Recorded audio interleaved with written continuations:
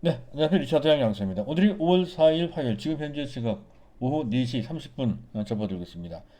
자, 오늘이 공매도가 재개되는 날부터 이틀째 되는 날이죠. 자, 어제 시장 분위기가 상당히 안 좋았고요. 특히 코스닥은 험악했습니다. 또 오늘 이틀째 되는 날도 보면 장 후반까지도 코스피는 조금 났었는데 약간 약보합 정도로서 어느 정도 버티는 그런 모습이 나와서 조금 상대적으로 나왔었습니다만 코스닥이 먼저였죠. 추가적으로 1.5% 이상 추가로 급락하는 상황이 나와서 상당히 분위기가 안 좋았던 것이 장 후반, 또 후반은 후반 거의 2시간 넘어서인 것 같습니다. 그때부터 분위기가 한결 개선되면서 코스피 같은 경우에는 반등폭을 확대시켰고요. 코스닥은 보다 드라마틱했죠. 그래서 마이너스에서 플러스로 반전되는 쇼를 이제 보여줬다는 건데 어쨌든 금일 주식의 변동성은 좀 컸다 치더라도 전반적인 분위기는 일단 크게 개선됐다는 점에서 일반 개인들이 갖고 있었던 공매도와 관련된 막연한 어떤 공포 내지 불안감 이런 것 등은 상당히 완화되거나 또는 어느 정도는 해소된 것으로 그렇게 판단이 됩니다. 이 문제에 대해서는 저도 끊임없이 또 자주 말씀을 드렸었죠. 장기적으로는 대형 호재고요. 다만 단기적으로 봤을 때 부정적인 영향을 받을 수 있는데 하지만 그 영향도 아주 크지는 않다. 제한적이다. 라고 좀 말씀을 드린 바 있습니다.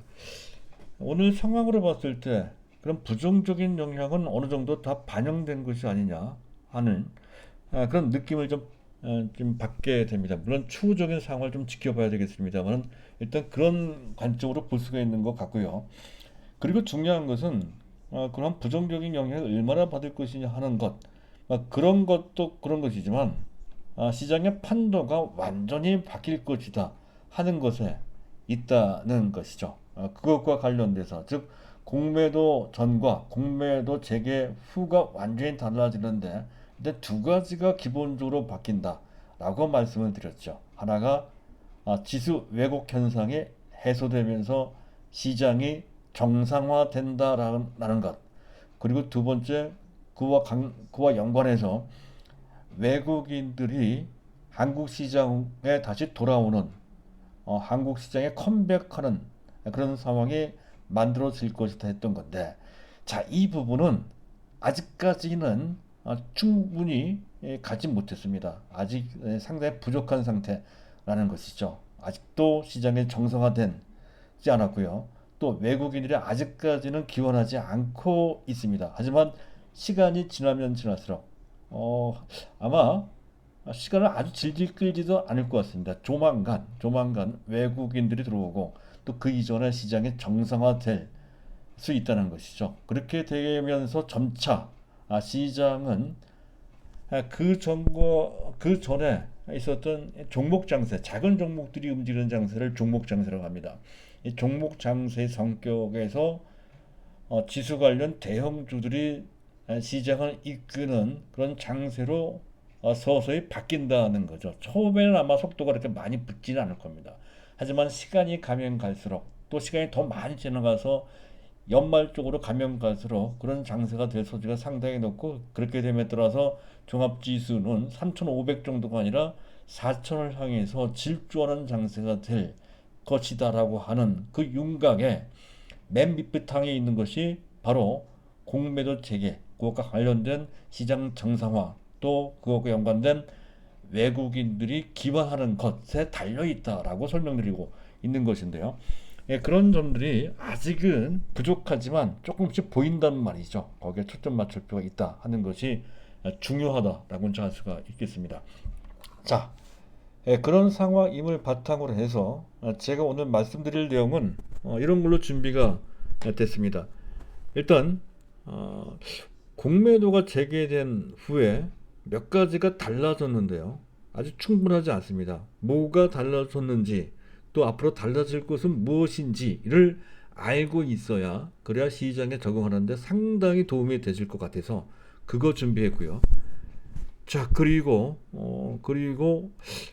그 공매도가 재개된 다음에 포트폴리오가 적절한지도 점검을 해봐야 되겠죠. 또 더불어서 어떤 특정 종목, 어떤 이슈를 갖고 있는 특정 종목, 삼성전자, 현대차, 그리고 제일 만만한 종목은 LG전자로 했는데요. LG전자, 그리고 작은 종목으로서 하나마이크론 같은 종목에 대한 이슈를 점검을 하는 시간을 갖도록 하겠습니다. 자, 오늘도 순서에 맞춰서 이슈부터 점검을 할 건데요. 현재 보고 계신 화면에 자막이 나가고 있죠.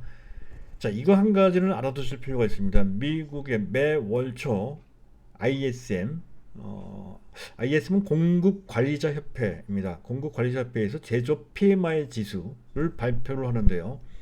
지난 4월 달에 60.7입니다. 기준선이 50이고요. 보편적으로 미국이 좋을 때도 52나 53밖에 안 나가는 것이 최근 들어 엄청 좋게 나오죠. 그래서 60.7이라고 한다면 거의 기록적인 수치, 매우 좋은 수치입니다. 자, 그럼에도 불구하고 미국 시장의 반응은 시큰둥했죠. 특히 나스닥은 빠졌습니다. 비교적 큰 폭으로 빠졌어요.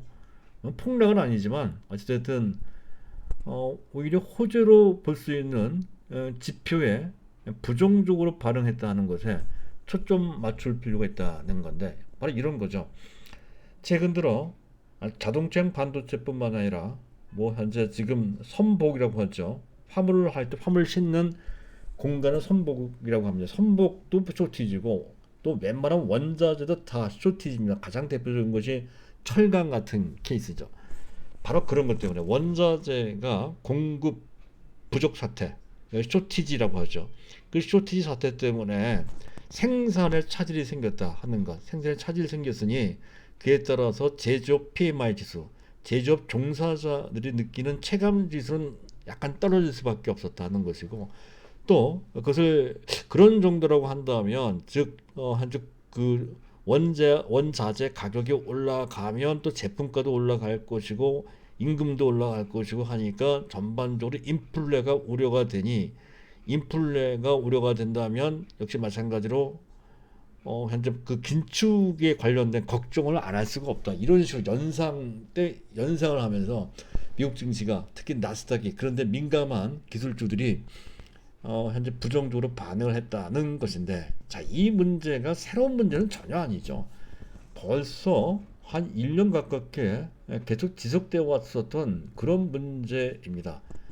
그런데도 불구하고 여기에 민감하게 반응했다는 것은 그냥 기술적으로 약간 조정을 좀 받고 고평가 우려가 있어서 거기에 약간 조심스럽게 시장 참가자들이 상투적으로 반응을 한 것에 불과하다라고 판단이 됩니다. 새롭고 심각한 상황은 전혀 아니라는 것이죠. 그래서 이 문제는 간단하게 넘어갈 것으로 그렇게 예상되고요. 자, 그리고 자, 오늘 우리 시장입니다. 공매도가 제기된 둘째 날, 역시 앞에서 말씀드렸듯이 그와 관련된 투자 심리상의 부정적인 영향력은 그렇게 크지 않았다 하는 것이 어느 정도 현재 입증된 그런 모습이었고요. 자, 그리고 이제 시장을 점검을 좀 해볼 필요가 있을 것 같습니다. 자, 미국의 10년물 국채금리가 1.5990%, 전일 대비 3.2 베이스 포인트만큼 내려갔어요. 충분하지는 않지만 이 정도면 나쁘지 않습니다. 더 이상 올라가지 않은 채 약간 내려왔다는 것에서 특히 이머징 마켓인 우리나라한테 또 위험자산인 주식시장한테는 긍정적인, 또 기술주한테는 상당히 긍정적인 뉴스고요. DXY, 미국 달러 인덱스, 미국 달러 가치는 약간 올라갔습니다. 91.1, 원래 90.87 그 정도에 있다가 조금 올라왔어요. 그리고 WT, 원달러 환율, 장중 한때 1120원 아래에 있던 것이 장 후반에 조금 다시 올라와서 1122원까지 올라왔네요. 하지만 어제보다는 좀 내려갔죠. 그래서 가파른 원달러 환율 급등, 즉 원화 가치가 달러 대비 갑자기 급락하는 그런 불상사, 더 이상 진행되지 않고요. 현재 어느 정도 안정 취할 수 있는 그런 정도의 현재 그 모습이었다. 현재 여건으로 봤을 때 원달러 환율이 급등할 소지는 거의 없어 보입니다. 만약에 미국이 긴축을 한다면 그때는 문제가 다르겠지만 현재 여건상 긴축할 수 있는 입장이 전혀 아니죠.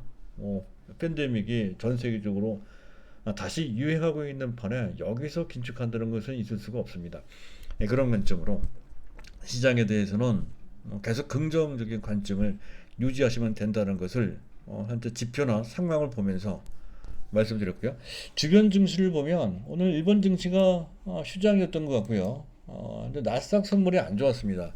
자, 그럼에도 불구하고 우리 증시가 나름대로 우리 시장 자율적으로 움직였다는 것도 긍정적인데, 하지만 항상 그런 것은 아닙니다. 어제 낙폭이 심했고 했기 때문에 그에 따른 반발에 의해서 올라온 것이다 하는 건데, 궁극적으로 우리 시장이 잘 되기 위해서 반드시 필요한 전제 조건은 미국 시장이 무조건 좋아야 됩니다.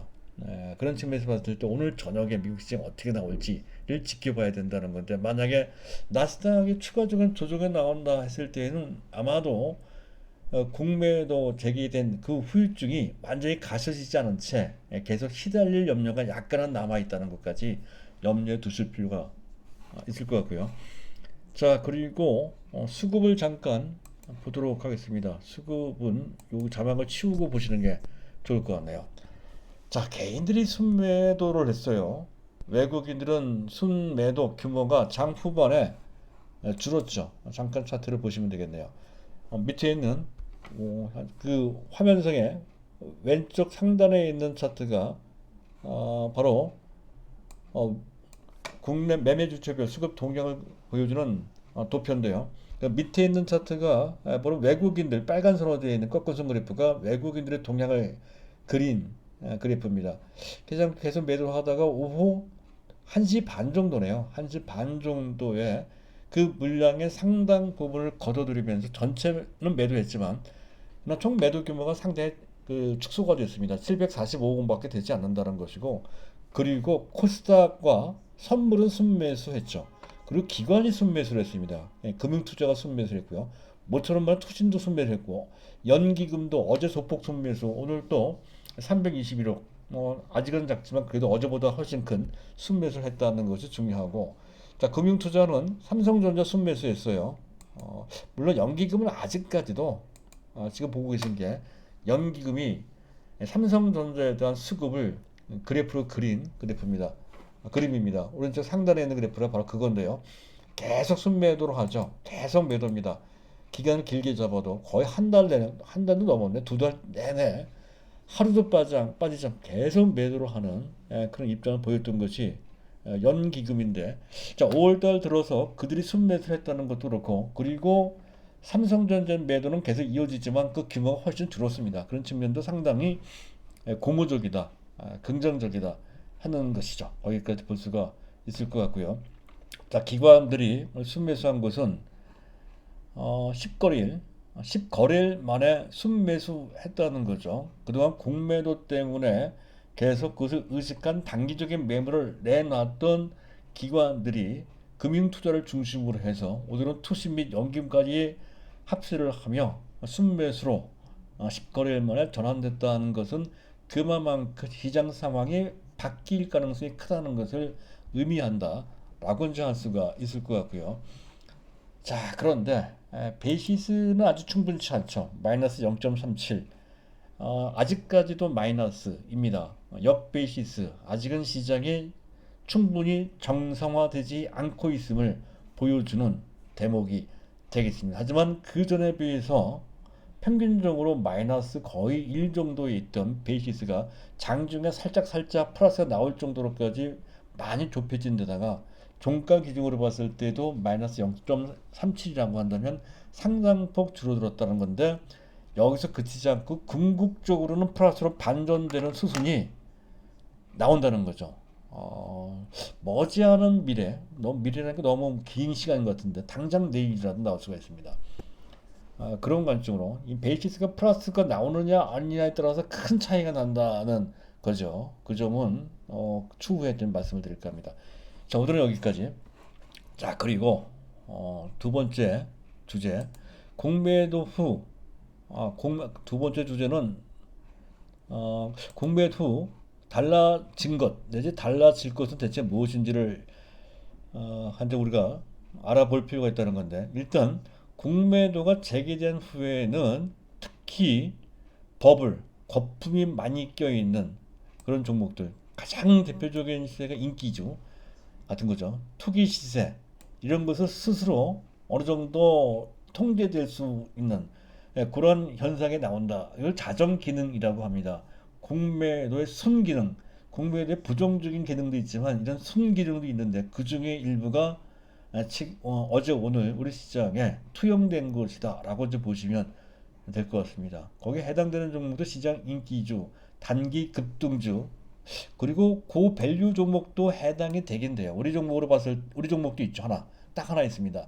삼성바이오로직스가 이제 그에 해당이 되는데 우리는 어차피 단기 트레이딩을 하는 것이 아닌 장기 투자 관점이니까 거기 사고 팔고 안 했습니다만은, 그러나 단기적으로는 그 영향을 좀 받은 측면이 있다 이렇게 보시면 되고, 안 갖고 계신 분들이 이렇게 많이 빠졌을 때 잠깐 이왕 얘기가 됐으면 차트를 한번 보시도록 하시죠.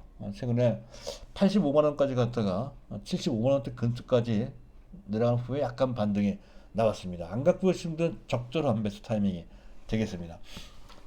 자, 거기에 해당되는 종목들 오늘 그렇게 최근 들어 크게 흔들렸고, 특정 종목, 특정 섹터는 크게 빠졌다는 것인데 이 부분도 어느 정도 반영됐다 하는 것이고요.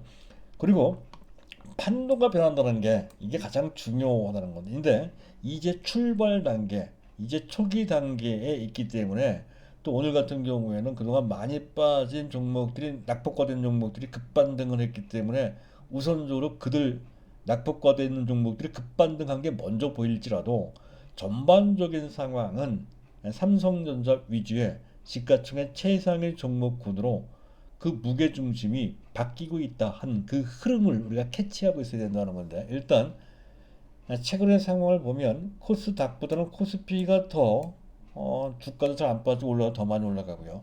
성장주보다는 실적주가 더 대접받고 있는 그런 분위기가 만들어지고 있고요.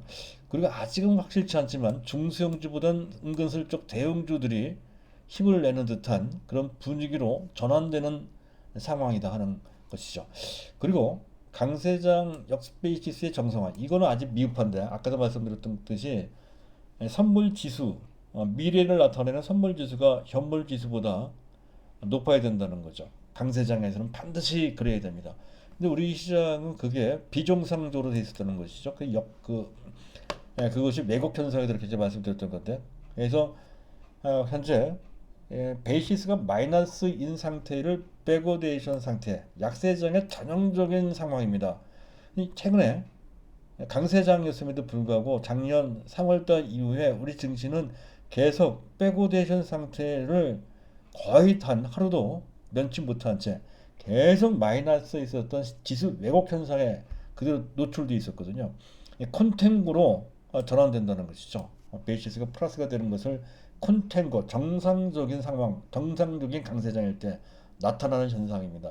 아직 그 단계로 넘어가지 못했습니다. 근데 넘어가기 직전인 것으로 판단된다는 거고요.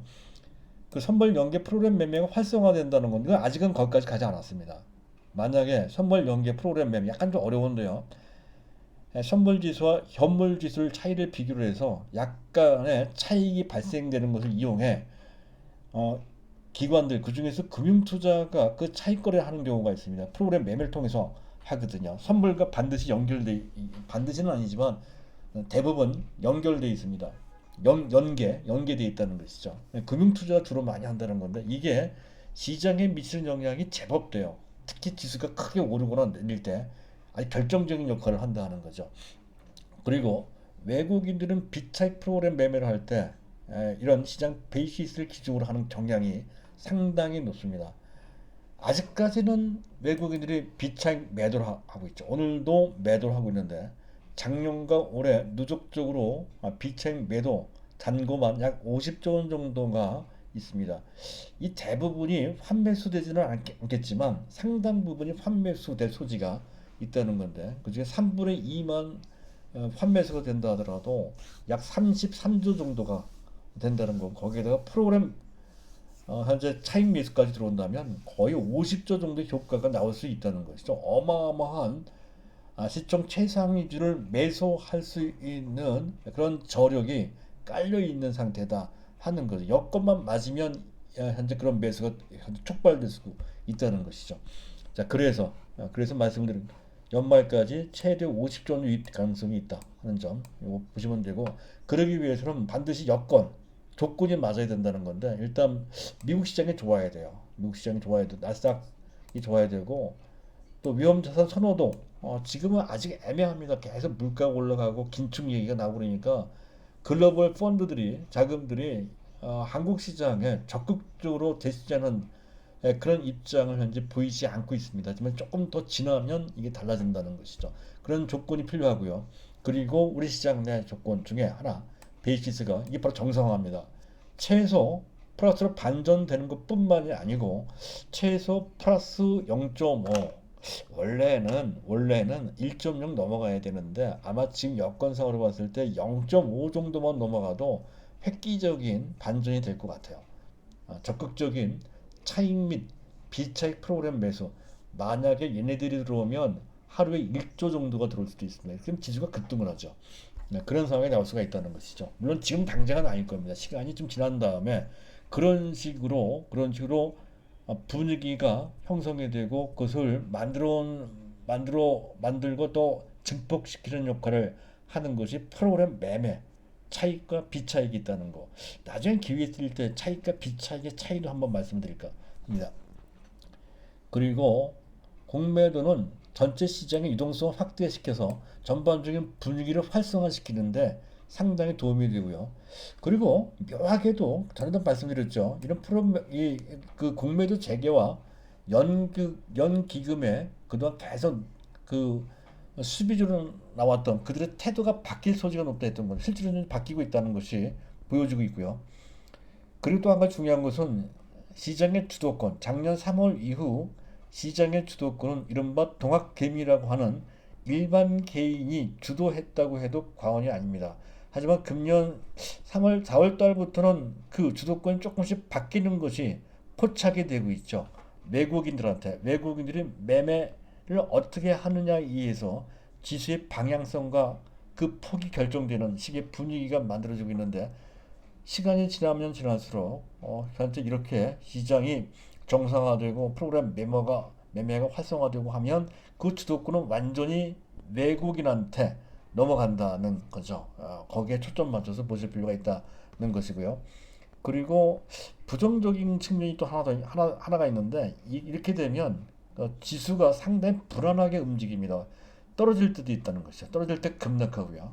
올라갈 때는 또 급등하는 경향이 있다 하는 건데, 아마 여기에 많은 어떤 변수나 또 그런 것들이 좀 있을 수가 있습니다. 그 정도는 어느 정도 감안하면서 시장을 읽을 수 있는 그런 판단 능력을 함양시켜야 된다는 것이죠. 어느 정도는 알고 있을 필요가 있겠습니다. 자, 두 번째 주제였었고요. 자, 세 번째 주제인데, 차트를 보면서 말씀드리는 게 마땅할 것 같습니다. 공매도 후에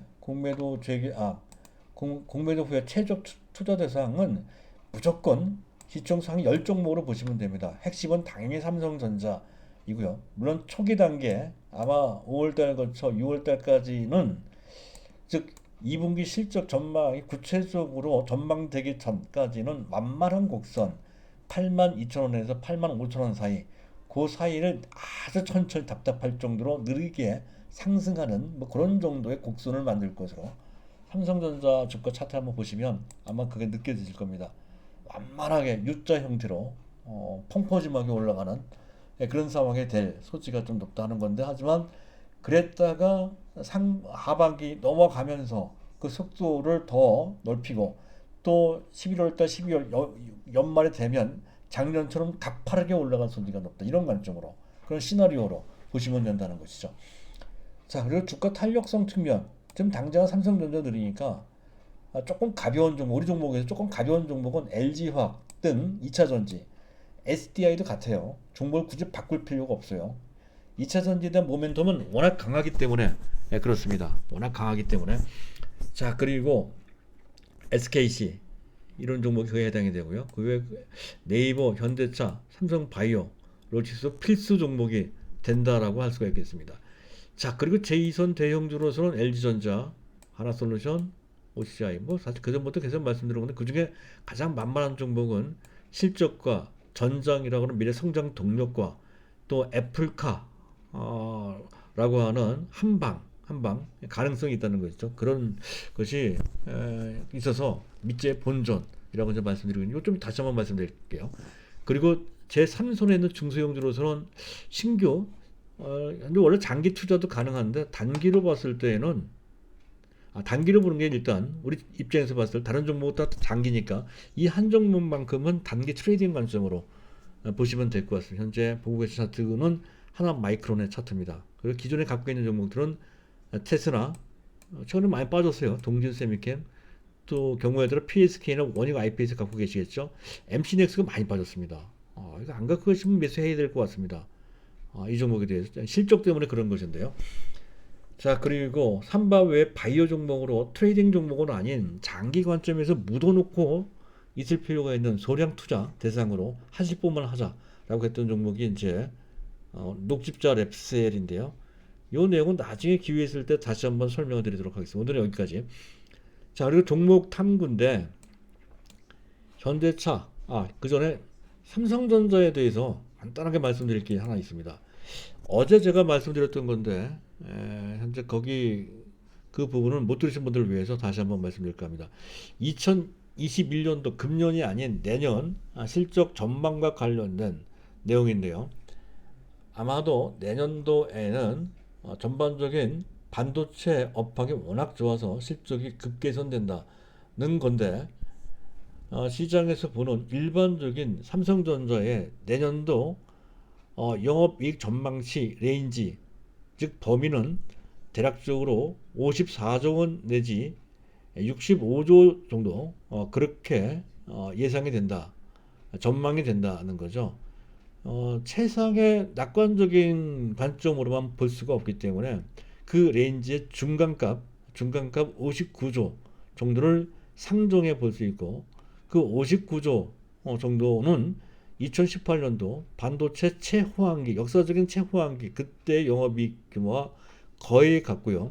그 당시에 영업이익이 그 정도 나왔을 때 EPS는 주당 순이익은 한 6,400원, 6,500원 정도 나왔었는데 이번엔 똑같은 영업이익을 하더라도 조금 더 현재 그 EPS 주당 순이익은 조금 더 개선될 소지가 높다 하는 것인데 그만큼 감가상각에 대한 비용 부담과 상대적인 고정비 부담이 낮아지기 때문에 그렇습니다. 그래서 현재 그 EPS가 좀 올라갈 것으로 보이고 그랬을 때 EPS는 7,200원 정도가 계상된다는 거고요.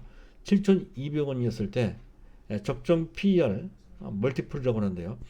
아마도 삼성전자는 글로벌 위상과 또 4차 산업도 같이 영위를 하고 있으므로 25배 정도는 곱해줘야 됩니다. 그랬을 때 나오는 예상 목표가는 18만원 정도가 된다는 건데 약간 낙관적인 견해까지 들어가 있는 그런 그 전망입니다. 보편적으로 봤을 때는 15만원 보는 게 적당할 것 같은데 상황에 따라 18만원 플러스 알파까지도 가능하고 그렇게 되지 않는다 하더라도 그 이듬해 2023년도까지 충분히 20만원까지는 간다 판단되므로 갖고 계신 분들은 눈 하나 깜짝하지 말고 계속 갖고 있으면 된다는 것이고 안 갖고 계신 분들은 당연히 매수해야 된다는 건데 더군다나 시점적으로 지금은 삼성전자를 매수할 때이기도 합니다. 자, 여기까지 삼성전자. 다음은 현대차인데요. 현대차 차트는 바닥을 헤매다가 조금씩 들어올리는 모습이죠. 근데 지금 현대차와 관련된 한 가지 긍정적인 것은 차량용 반도체와 관련된 생산 차질 문제 또 그것과 관련된 그 이익에 훼손되는 정도는 그렇게까지 크지는 않다라고 하는 것과 이슈는 지난 4월 달에 미국 시장 내에서의 현대차 및 기아차 판매 실적이 사상 최대입니다. 상당하죠. 물론 다른 완성차 업체들도 많이 좋아졌지만 그 중에서도 유독 현대차, 기아차의 회복 속도가 더 가팔라서 어, 전반적으로 상당히 좋은, 거의 압도하는 정도로까지 성장하고 있다는 것이죠. 그 이유가 일단 G80 등 전반적인 고급차, 세단형 고급차가 상당히 그 반향이 일어나고 있다는 것이죠. 그렇기도 하고 또 SUV, 스포츠 유틸리티 비클이 SUV가 최근에 라인업이 잘 돼 있어요. 그래서 투싼이나 특히 보면 펠리쉐이드 같은 것이 상당한 인기를 이제 얻고 있다는 것이죠. 그래서 미국 시장은 가파르게 이제 닛산 쫓아 넘어가고요. 토요타까지는 아니더라도 상당 부분 쫓아갈 것으로 예상 기대된다는 것이죠.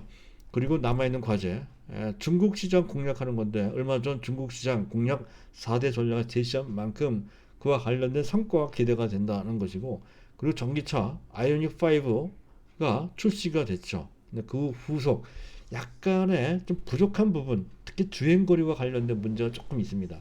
그래서 그런 것이 보강이 되면 글로벌 경쟁력을 보다 강하게 할 수 있어서 상당한 반향이 있을 것으로 예상이 된다는 것이죠. 이런 것 등으로 봤을 때 현대차는 우리 포트폴리오 구성상 한 종목으로 반드시 갖고 있어야 될 것 같고, 타이밍상으로도 나쁠 것 같지가 않습니다. 현대차 같은 경우에. 자, 그리고 이제 LG전자인데요. LG전자는 그 전에 한번 제가 말씀드린 기억이 있는데요. 그 자료를 보면서 말씀을 드릴 겁니다. LG전자는 감안사항은 실적이 워낙 좋아요. 어닝 서프라이즈가 나왔죠. 성장성도 있고 잭팟이라고 하는 세 가지 모멘텀이 있는데, 일단 성장성은 VS 사업부는 전장사업부입니다. 이것과 관련된 세계적인 경쟁력을 갖고 있죠. 그 밑에 보면 성장성, 전장 부분 경쟁력인데요. 70년간 전자제품을 생산하면서 쌓아놓은 소형 모터 부분, 이건 세계적인 경쟁력을 갖고 있죠. 이 모터 부분이 전장, 특히 약간 그보다 등치가 큰 전기차의 모터 부분에 그대로 해당된다는 거죠. 해서 전기차용 EV 파워트레인, 이 모터 부분입니다. 모터 부분을 뭡니까? 해당된다는 것이죠. 파워트레인 이 부분에 대한 상당한 경쟁력을 이미 확보해 놓은 상태고, 그와 관련돼서 상당한 실적을 내기 시작을 했다는 것이죠. 그래서 하반기 때부터 흑자 전환이 된다.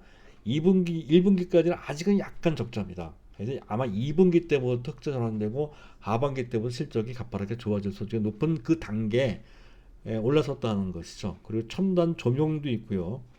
그리고 인포테인먼트 쪽은 뭐 그 전부터 계속 준비를 해왔던 부분이고, 또 그중 디스플레이 패널, 또 반도체 관련된 DDI 같은 거, 이런 것들 라인업이 어느 정도 돼 있는 상태죠. 그래서 이 VS 사업 부분은 전 세계 어느 곳보다 상당한 경쟁력을 확보를 했고, 이미 시장 자체가 빠른 속도로 확대되는 시장이므로 현재 그 시장에 상당한 선점 효과, 먼저 점유한다는 거죠. 선점 효과까지 올릴 수가 있어서 금년 거쳐 내년부터 이 부분은 상당한 수익을 낼 수 있을 가능성이 상당히 높습니다. 그런 건 여태까지는 거의 수익을 못 냈거든요. 자, 그리고 잭팟, 이런 뭐 애플에서 애플카를 생산하는 공급 계약을 맺을 수도 있다는 건데, 뭐 조건 등이 있어서 그 부분이 과연 실현 가능한지 여부는 불투명하지만, 여러 가지 관점에서 봤을 때는 그게 가능할 것 같습니다. 만약에 거의 수익성이 안 난다 하더라도 애플과 연관해서 뭔가의 사업을 한다라는 그것만으로도 상당한 효과가 나올 것이다. 그래서 잭팟이라고 말씀드리는 거고, 그렇게 되면 아마도 적정 PER, 지금 현재 이 LG전자는 적정 PER을 10배 내지 12배밖에 안 곱해줍니다. 하지만 애플과 연결되면 20배 이상 곱해줄 수 있다는 것이죠. 어찌됐든 실적 흐름이 좋고 하니까 기본적으로 LG전자의 목표 주가, 연말까지의 목표 주가는 20만 원 넘어가 20 좀 LG전자 차트를 제가 올려놓지도 않고 좀 말씀드렸네요. 이게 LG전자인데요. 차트의 위치도 괜찮죠. 저점과 저점을 잇는 상승 트렌드 바닥권 변곡점에 딱 서 있는 그런 모습도 괜찮고요. 그래서 올라간다면 20만 원 넘어서 연말까지 약간 시간 촉박하긴 한데 어쨌든 가능은 합니다. 20만 원 무조건 넘을 것 같고, 그리고 20만 원 넘어 24만 원 정도까지 기대를 해볼 수 있는 대상이 된다는 건데 만만해요. 금년 1분기 실적 대비로 봤을 때, 근데 그것을 기초로 한 금년 전체 실적 한 5조 정도가 예상이 되는데, 그러면 EPS가 주당 순이익이 18,000원 정도가 계산이 돼요. 18,000원. 18,000원인데 그러면 현재 주가 15만 4천원이니까 PER이 8.5배밖에 안 됩니다. 너무 싸죠. 너무 쌉니다. 지금 이 정도면 삼성전자 절반도 채 안 되는 정도 수준으로, 물론 삼성전자만큼 멀티플을 높게 적용할 수는 없지만 그래도 최소한 12배 정도는 해줘야 된단 말이죠. 그래서 지금 당장은 아니지만 궁극적으로 20만 원 넘어 잘하면 24만 원까지도 기대를 해볼 수 있다는 정도의 어떤 그 전망을 할 수 있다는 것이죠. 자, 그리고 마지막으로 하나 마이크론을 좀 보면서 하나 마이크론인데요. 잠깐 차트까지 보죠. 하나 마이크론 그 역시 코스닥이 무너지면서 그렇게 잘 나가도 하나 마이크론도 그런 흐름을 피해가지 못한 채 고점 17,000원에서 수직 하락해서 한때 14,000 이하로까지 떨어졌다는 것인데, 이때가 기회인 것으로 판단이 됩니다. 실적이 특별히 더 좋은 것은 아니라 하더라도 몇 가지 아주 의미 있는 모멘텀이 있다는 것이죠. 첫 번째, 하나 머티리얼스 지분 실적이 상당히 좋아요. 이것과 관련돼서 실적에 대한 추가적인 모멘텀을 확보할 수 있는 데다가 OSAT 트렌드를 제가 말씀드린 적이 있었죠. 현재 특히 삼성전자, 하이닉스 뿐만 아니라 전 세계 반도체 지금 완제품을 만드는 그런 업체들은, 거기 이제 TSMC도 이제 포함이 됩니다. 그들은 특히 어셈블리는 패키지입니다. 또 테스트는 T는 테스트, 어셈블리 즉 패키징이나 테스트 분야는 지들이 직접 하는 것이 아니라 외주를 준다. 아웃소싱. OS는 아웃소싱의 약자입니다. 그래서 그런 트렌드가 아주 강하게 분업화된다는 거죠. 그 삼성전자도 SK 하이닉스도 마찬가지라는 것인데, 특히 패키징이 그래요. 특히 하나마이크로는 패키징을 어느 정도 풀 라인업을 하고 있다는 것이죠. 범프 및 프로브 테스트 그 라인업이 어느 정도 완성되어 있는 것 같고요.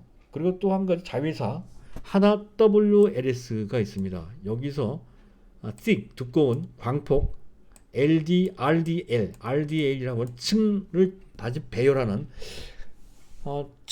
세계 최첨단 기술을 확보하고 있다는 거죠. 이를 통해서 초고속 충전 IC, 이건 직접 회로 반도체라고 보시면 될 것 같습니다. 초고속 충전 IC를 현재 개발, 판매를 하고 있는데요. 지금 삼성전자 갤럭시 시리즈 당장 독점적으로 공급되고 있을 뿐더러 NXP, 세계적인 반도체 제1위 업체입니다. 차량용 반도체 업체 제1위 업체 차량용 고속 충전 IC를 공급하고 있기도 한다는 것이죠. 이런 것 등을 통해서 전기차 시장이 발전하면 발전할수록 또 반도체, 기존 비메모리 반도체 등 또는 메모리 반도체든 패키징이 중요해지는 데다가 거기 차량용 반도체와 관련된 비전과 그와 관련된 기술력이 상당히 좋으므로 하나마이크는 여기서 끝나지 않고요. 2만원 이상, 2만 2, 3천원 정도 수준으로 올라갈 것으로 기대가 되는데, 다만 위치가 높고 그렇기 때문에 지금 당장 또 다른 종목을 우리가 장기 투자하는 종목들이 많으니까 이 종목만큼은 단기 트레이딩 관점으로 해야 될 것이고, 그럴 때는 손절가를 정해놓고 해야 된다는 건데, 각자 자기 형편에 맞게 성향에 맞게 손절가를 정해놓되, 좀 넉넉하신 분들은 13,000원 정도로, 좀 빡빡하게 하시는 분들은 대략 한 13,700원 정도를 놓고 트레이딩 관점으로 일단 접근해 보시는 것이, 만약에 그게 불편하면 좀 장기적으로 가도 되는 그런 종목으로 하나 마이크론까지를 설명드리면서, 자, 오늘 내용은 여기서 모두 마치도록 하겠습니다. 감사합니다.